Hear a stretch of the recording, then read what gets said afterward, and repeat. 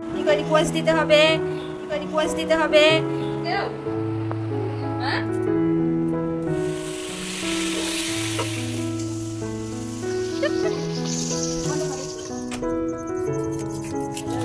কি খবর, কেমন আছে সবাই?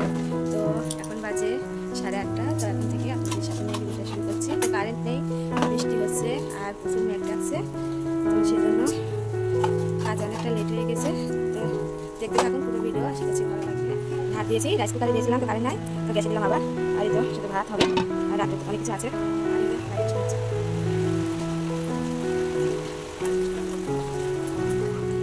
এই পাশের বাড়ি নিমন্ত্রণ আছে, তো ওখানে যাবো, একটু রান্না বাড়ি দেখব। হ্যালো এভরিওয়ান, কি খবর, কেমন আছেন সবাই? আশা করি সবাই ভালো আছেন, দূরেও কাছে যে যেখান থেকে আজকের আমার এই ভিডিওটি দেখছেন। আশা করছি পুরো ভিডিওর সাথেই থাকুন, ভালো লাগবে। তো এই তো রান্নাবাড়ি করতে বসে গেছি। তো আজকে এই তো নিমন্ত্রণ বাড়িতে আসলাম, তো আজকে দুপুরে নিমন্ত্রণ ছিল। তো এসে দেখলাম একটু রান্নাবাড়ি কাজকাম করা লাগবে, তো যেটুকু পারলাম সেটুকু করলাম। আর এই তো এই মেয়েটার মুখে ভাত, তো হলুদ দিয়ে স্নান করাচ্ছে, তো এখানে হলুদ মাখানো হচ্ছে।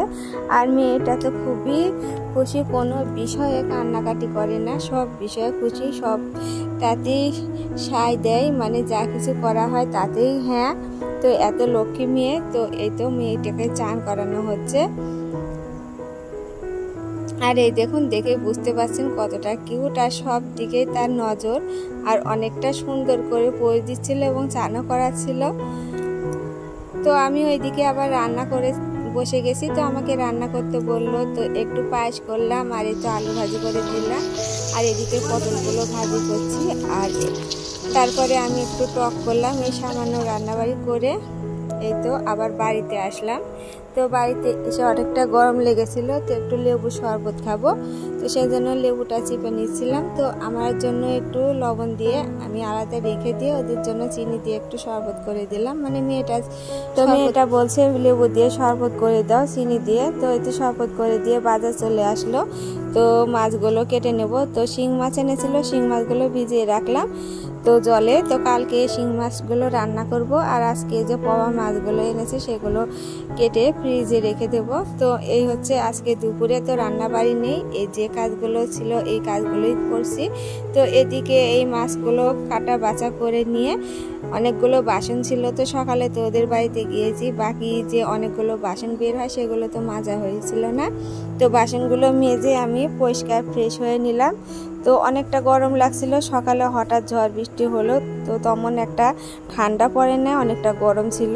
আর সব কাজে আমার আজকে জানি না কেমন একটা গরম লাগছিল, সবার ক্ষেত্রে তাই নাকি কি জানি, আমার গরমটাই বেশি লাগছিল। তো আজকে সারাদিন তো রান্না বাড়িও নেই, তো কোনো কাজে বসে থাকারও সময় নেই। তো আজকে সারাদিন রান্না তেমন করিনি, কিন্তু এর ফাঁকে অনেকগুলো কাজই সেরে নিলাম। তো এদিকে কাপড় চোপড় ধুয়ে ফ্রেশ হয়ে ঘরে চলে আসলাম। তো যাবো ওদের বাড়িতে। গরমের জন্য আমি একটা নরম কাপড় পরে গিয়েছিলাম রান্না করার জন্য, তো রান্না তো হয়ে গেছে, এবারে একটু ফ্রেশ হয়ে ভালো কাপড় পরে ওদের বাড়িতে যাব। আর অনেকে হয়তো আসবে, যে অল্প কয়েকজনের হয়তো নিমন্ত্রণ দিয়েছে, সেই জন্য এই যে একটা প্রিন্টের শাড়ি পরে নিলাম। আর মাথাটা সকালে আঁচড়ে নিয়েছিলাম, তো এবারে আবার আঁচড়ে একটু সিঁদুর দিয়ে নিচ্ছি। তো গরমের জন্য চেহারা তো ঠিক থাকে না, সিঁদুর দিলে অনেক উঠে যায়। তো সেই জন্য এখন আবার একটু ফ্রেশ হয়ে মুখটা ধুয়ে নিলাম, আর একটু সিঁদুর পরে নিয়ে ওদেরকে বাড়িতে যাব। তো শীত আসলেও মনে হয় এতটা শীত কেন, আর গরম আসলে অনেকটা গরম মনে হয়। তো সব কিছু পরিস্থিতির মধ্যে নিজেদের মানিয়ে নিতে হয়। তো যাই হোক, এদিকে আমার মাথাটা আঁচড়ানো হয়ে গেছে, সিঁদুরটা পরে নিচ্ছে। তো অনেকটা দেরি হয়ে গেল, কলতলে অনেকগুলো বাসন জড়ো হয়েছিল, তো ওদের বাড়িতে সব কিছু হয়ে গেল নাকি জানি না। তো এদিকে একটু তাড়াহুড়ো করছি যার জন্য। আর মেয়েটা তো ঘুমিয়ে গিয়েছে, মেয়েকে নিয়ে যাব, তো থাক ঘুমিয়ে, ওদের দাদা আছে, তো আমি একটু গিয়ে দেখি কি অবস্থা ওইদিকে। তো এই তো ওদের বাড়িতে চলে আসলাম, আর এসে দেখলাম যে সব কিছু রেডি করছে। তো এই তো মেয়েটিকে কাপড় পরানো হচ্ছে, ছোট্ট একটা শাড়ি নিয়েছে, আর মেয়েটা সব বিষয়ে অনেকটা বোঝে মনে হয় দেখেই। তো সব কিছুতে কিছুই বলে না, সাজুগুজু করছে, আর অনেকটা সুন্দর করে সেজেছে।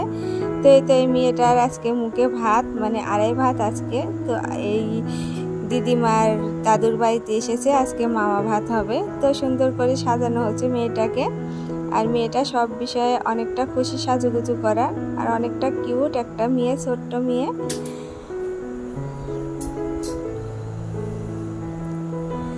আর দেখুন কত সুন্দর লাগছে, একদম বউ বউ লাগছে, শুধু বরটাই বাকি। সুন্দর একটা ছোট্ট বউ, দেখে অনেকটা ভালো লাগছিল, একটা কিউট একটা সুন্দর মেয়ে, আর কোনো কান্নাকাটি নেই। তো সাজুগুজু এত পছন্দ করে, আর সত্যি একটা বউয়ের মতন লাগছিল। তো এখানে আরেকটা ছোট্ট মেয়ে আসলো। তো এই মেয়েটার কিছুদিন আগে মুখে ভাত হয়েছিল, তো সেই জন্য এই তো গরমে ওই মেয়েটা সাজুগুজু করেনি। তো একটু কোলে নিলাম, দেখি সবার কোলেই আসে, তো আমি একটু কোলে নিয়েছিলাম। তো সেজন্য কান্নাকাটিও নেই।